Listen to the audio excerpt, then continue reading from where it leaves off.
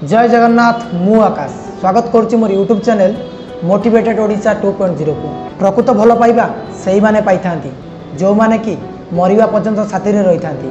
आपण माने वीडियोटी देखंतु आपण जानि परिबे प्रकृत रे भल पाइबा काहा को कुआ जाय।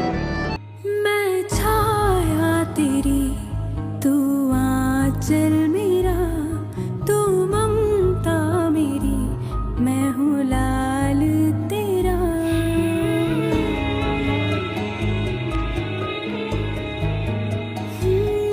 मैं छाया तेरी तू आंचल मेरा तू ममता मेरी मैं हूँ लाल तेरा।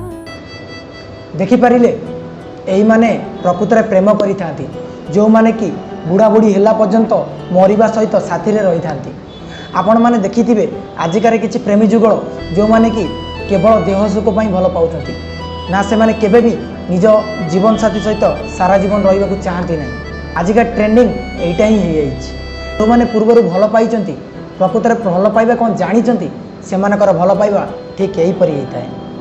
आपण माने ए वीडियो माध्यम जानी पारिले कि बुढ़ा बुढ़ी हेला परे भी ता स्वामी ता स्त्री रो केते केयर रहउछि ता स्त्री को केते भल पाउछि कारण ताकू कथा देई ता साथी रे रहिछि। एइटा कोही कुआ जाय प्रकृत रे भल पाइबा। आजिका समाज रे प्रायतः ब्रेकअप होउछि। आहार कारण कोन जानिछंती? आहार कारण एइटा कि मन भितर प्रेम नाही। जदि प्रेम तांता ताले आंक भलिया सारा जीवन साथी रे रही थांते। ब्रेकअप होबार मूल कारण मन भितर प्रेम नाही। अधिकांश लोक अछंती जो मानकर ब्रेकअप हैला परे से माने विषरची खाई निजर जीवन हत्या करूछंती। बट गोटे कथा सबले ध्यान दियंतु कि आत्महत्या करिवा सबुठु बड़ पाप।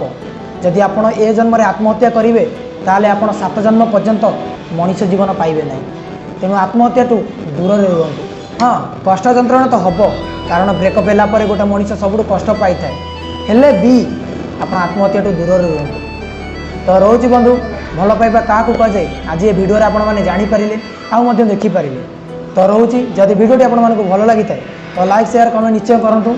आमतीका मोटिवेशनल वीडियो देखापी आम चैनल को सब्सक्राइब कर बेल आइकन को दबी दिखाँ। रोचे जय जगन्नाथ धन्यवाद।